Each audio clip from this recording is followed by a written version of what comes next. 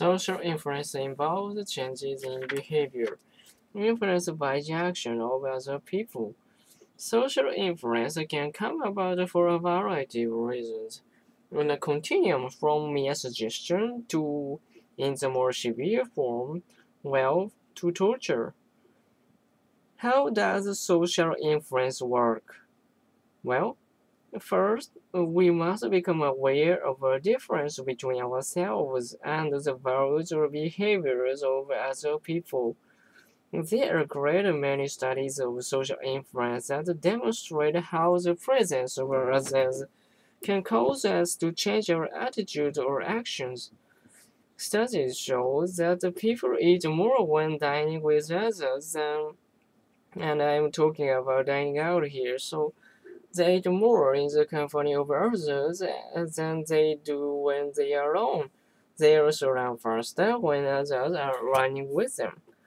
There's even some interesting research on social influence among animals, with similar results to those of human studies.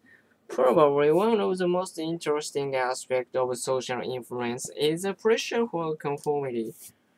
Conformity is a process by which an individual's opinion or behavior moves towards the norms of the group.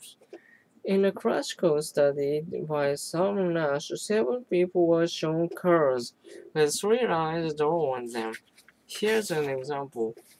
So they were shown the lines, and then they were asked to select the line among the 3 that matched the standard line. Here's the standard. So there's no question as to be comparison. This has to be easy, right? Wrong.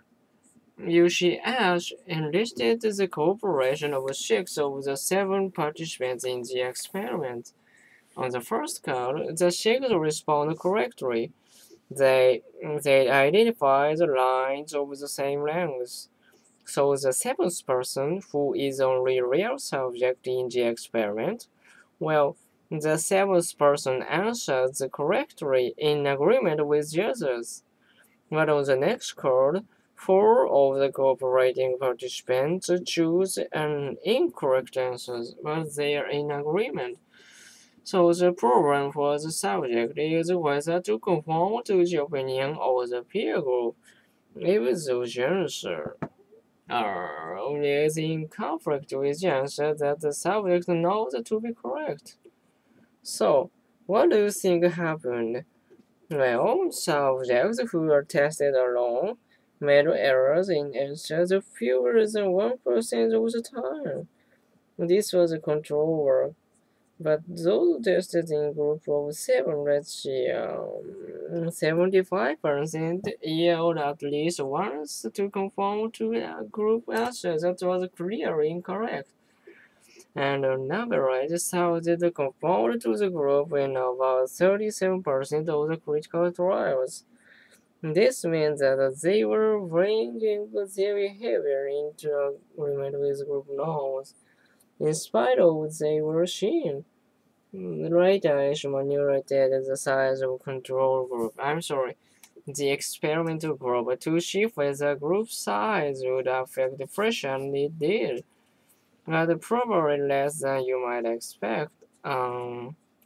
Groups of 4 demonstrated about the same result as groups of 8. Interestingly enough, a unanimous agreement by the group was more important than the number. In other words, a unanimous opinion by 3 exerted more pressure to conform than a majority of 7 with a dissenting opinion in a group of 8.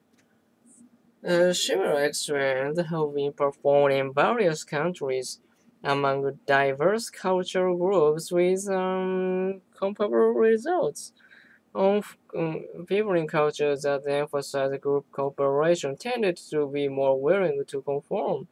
But remember that many of the original studies are done in the United States, where there is a high value placed on individualism. Abrams found that conformity is especially strong when the group is selected from among those people that the subject clearly identifies.